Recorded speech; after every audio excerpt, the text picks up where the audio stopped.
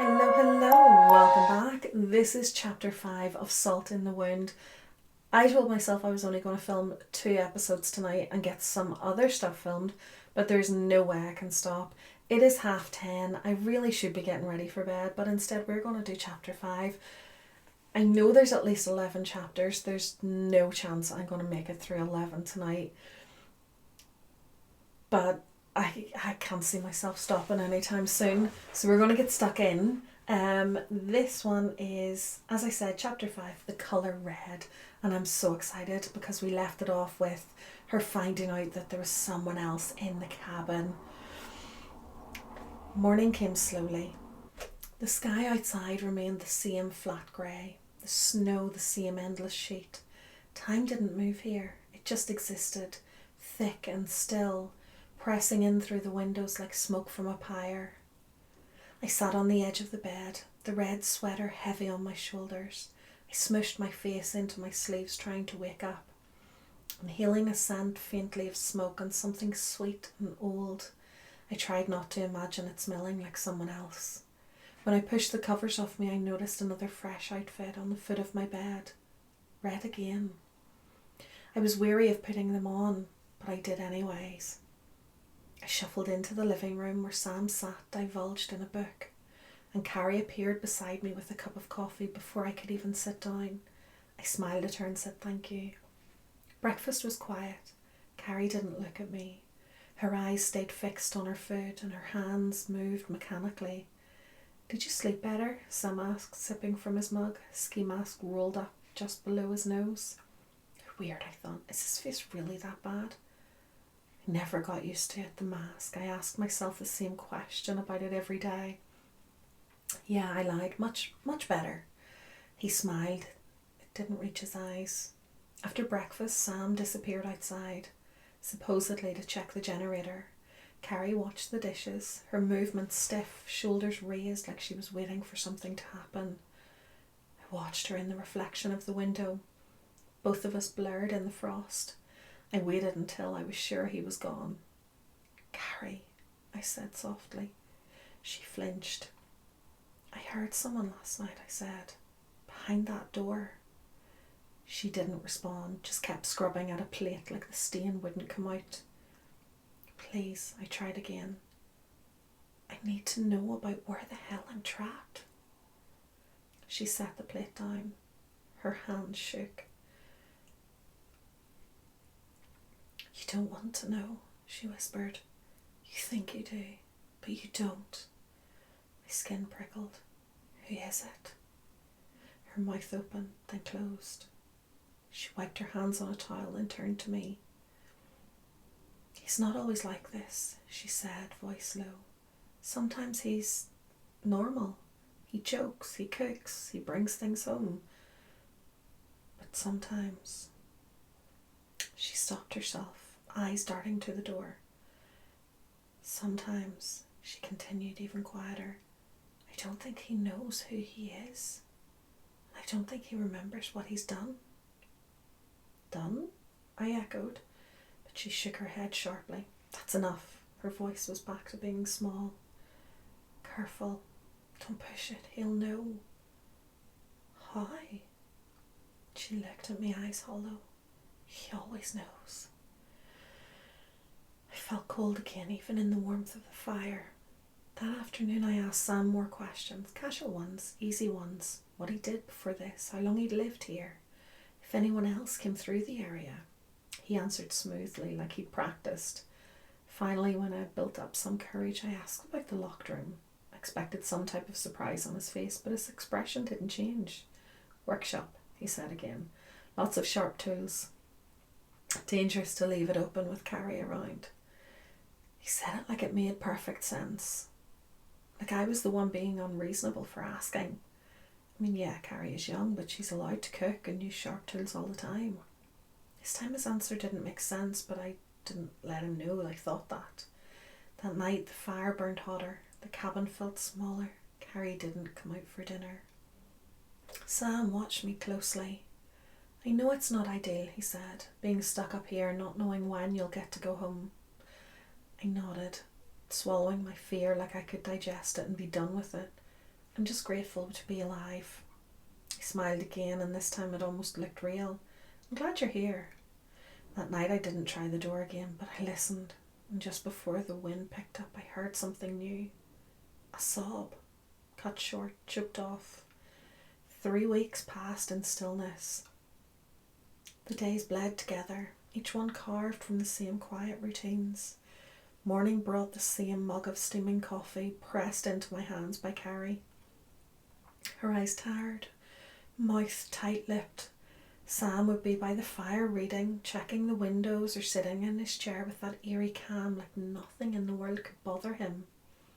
My leg throbbed constantly. Sam redressed the wound every few days, saying it was healing slower because of the weather. Cold, slow circulation, he told me, dabbing ointment that burned like acid. I tried to believe it was kindness. Sometimes I forgot what real life had felt like, what it meant to choose things for myself. The snow outside was a wall, thick and impassable, and Sam made sure I knew it. By the end of the 3rd week, the storm had quieted. It was a slow retreat. The wind lost its teeth, the snowfall lightened, and one morning I spotted a streak of blue through the fog glass. A strange thrill rolled through my chest. That evening, as we sat around the fire, I tried to sound casual. The storm's finally letting up, I said, sipping my coffee. Maybe tomorrow.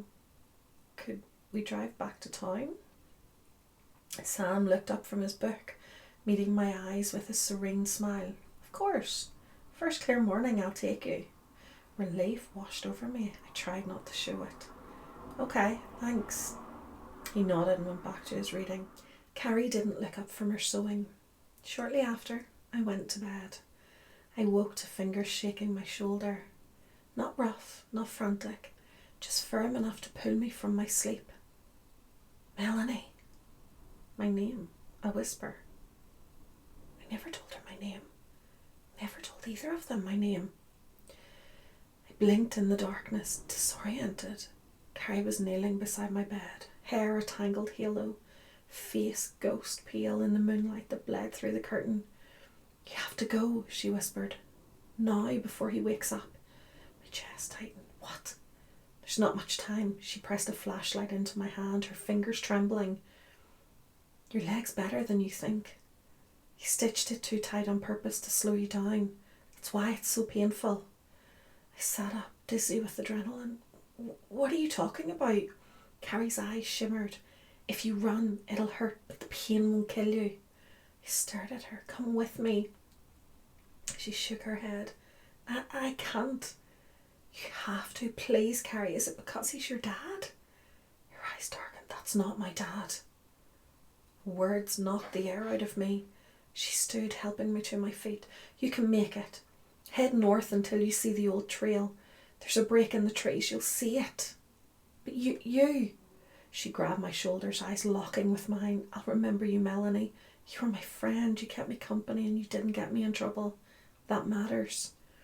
I started to cry, tears spilling fast and hot. I'll come back. I'll get help. I swear. Carrie didn't answer. She just smiled, small, hollow. She helped me dress quickly and then opened the doors quietly as she could. Run, she whispered. Run now. The cold hit me like a slap. I stumbled into the snow, Carrie's flashlight gripped tight in my hand. My breath came out in clouds, chest burning, heart slamming against my ribs as I hobbled forward. Every step was fire in my leg, white, hot pain tearing through the stitched skin. I bit down on my own cry. The snow was thick but crusted from the storm's end, just enough to give me speed if I stayed light on my feet. Carrie was right. The pain screamed at me, but my body didn't collapse. My leg wasn't broken, just butchered. And now, unstitched. About 20 feet from the cabin, I felt them tear. It was like a zipper splitting open inside me, the stitches snapping, skin splitting, warmth spilled down my legs, soaking my pants bright red against the snow. I almost fell, but then the pain stopped, just like that. A sudden silence where agony had been. My breath hitched and then I realised I could move. The pain was gone. He'd sewn it to stop me, not to fix me. I kept running, pushing through the trees, hard in my throat. Branches clawed at my face and the flashlight's beam jittered wildly in the dark. Then it hit me. The blood. I was leaving a trail. Each drop sizzled in the snow behind me, a glowing red path straight to my body. I tried to stop crying, tried to breathe quieter, but my chest was too tight, my breath too loud, the dark too quiet. A sound behind me. Not footsteps, not yet, just breath. And then I heard him. Somewhere in the trees, close enough for me to feel it in my bones, came a low, strangled voice. Melanie. It wasn't shouted, it wasn't angry. It was sing-song. Melanie, he called again, closer now. I ducked behind a fallen tree, clutching the flashlight to my chest, turning it off. My blood steamed in the cold. My breath sounded like thunder in my ears. Don't make me chase you, he said. It was quiet, teasing, almost amused. The snow muffled everything, my footsteps, his, but I heard the crunch of branches snapping under a boot. Then nothing. Silence stretched out like wire. I stayed frozen, hidden, praying he hadn't followed the blood. A hand closed over my ankle. I screamed. He yanked me out from behind the tree, my body slamming into the snow. My fingers clawed for the flashlight, for anything, but he was already on top of me. His hands were bare in the cold, pale and sure, pinning me with terrifying ease. No, I gasped, please. He didn't speak, not right away. He just stared down at me, breathing hard. His eyes were twisted, not with rage, but disappointment. You were doing so well, he murmured, so good. And then this. I tried to fight, kicked and thrashed, my legs screaming, but he lifted me like I weighed nothing and started dragging me back to the cabin. Snow streaked past, trees blared. I sobbed, screamed, begged, but nothing changed. He didn't yell, he didn't threaten, he just said, "Look what you made me do." The words were broken, quiet, like a man talking to himself. With a single sickening jerk, he dragged me through the snow, my face scraping against the frozen earth. Pain exploded in my leg, my head, my entire body, but I couldn't stop him. My vision blurred with every wrenching pull as he dragged me through the woods, back toward the cabin. No, no, no. I twisted, but it was useless. The cold, wet earth against my face made it harder to breathe, harder to think. I could barely see past the tears and the snow. I could hear the crunch of his boots, the jagged rasp of his breath. Finally he stopped. I heard the heavy creak of the door of the cabin swing open. Sam yanked me inside, the cold air biting at my exposed skin, before he lifted me by my hair, dragging me roughly to my feet. My scalp burned from the pressure, but I couldn't move. Couldn't even scream anymore. I was too weak. He shoved me forward and I stumbled, crashing to the floor. My knees hit the hardwood with a sickening thud. I blinked, my vision swimming, trying to gather myself. The world was spinning, my breath coming in shallow gasps. When my head cleared enough to focus, I looked up and froze. Carrie. Her body was sprawled in the kitchen, her limbs twisted at unnatural angles. Blood stained the floor beneath her, pulling around her like a dark, endless sea. I was inches from her face, her eyes meeting mine.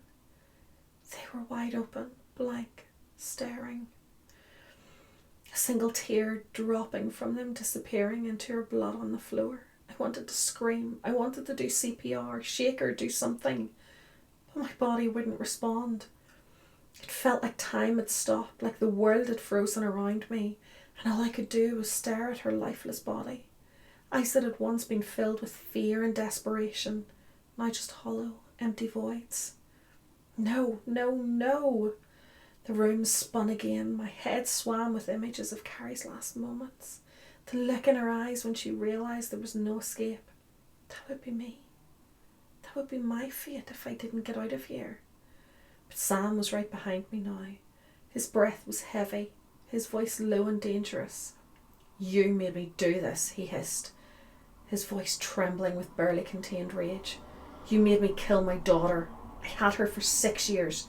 6 perfect years. She was my favourite one. I shook my head, tears streaming down my face, but I couldn't speak. Couldn't form the words. How could I? Carrie was gone. The truth was undeniable. And now I was trapped. I looked at her again, trying to find some flicker of life in her vacant stare. But there was nothing. Only death. And a silence so thick it crushed everything around me. I tried to get up, but Sam was already pulling me up by the arm. His grip tightened until I felt like my bones might break. No, I whispered. Please let me go. But he just laughed. A low, guttural sound that made my skin crawl. You think you're going anywhere? His words were venomous. I shuddered as he dragged me toward the hallway, my body trembling with fear. I tried to pull away, but his fingers dug into me like claws, and the more I struggled, the tighter he held on. He opened the door at the end of the hall, pushing me forward. The cold air hit me like a wall, sending a fresh wave of terror through me. The last thing I saw before the door slammed shut was Carrie's eyes, staring at me from the kitchen. Cold air hit me like a punch. Stairs led downward into concrete. I fought him, bit, scratched, screamed so loud my throat tore, but he didn't stop. He threw me down the stairs. My shoulder hit stone. My leg folded under me. I screamed again. He chained my ankle to a ring in the wall. Ice coated the floor. A barred window high up on the wall let in the snow and the wind from outside. My fingers went numb instantly. He didn't look at me as he turned to leave, didn't say another word. He closed the door. I sobbed, shook, curled up on the floor and rocked, trying to understand anything that was happening. Then a voice, so faint I almost didn't hear it. Please, don't cry. I froze. Slowly I turned. In the far corner of the basement, tucked in the shadows, a girl sat hunched against the wall. Her eyes were sunken, her bones protruding out underneath her skin. Her complexion grey-blue from the cold. She was wearing the same clothes. The same red sweater, same thick pants, but torn and filthy. She smiled at me, lips cracked and bleeding, and whispered, "Save your tears." He's always liked the colour red. I screamed until my voice broke. Poor Carrie. I didn't actually see that coming, that she would be gone so quickly. Okay, I'm going to film one more tonight. I'm going to film number 6, and it does say warning, very graphic, so I am intrigued. So anyway, guys, you know all the things you need to do. Subscribe, click the notification bell, and all that jazz. Don't forget to like this video too. I will see you next time. Bye-bye.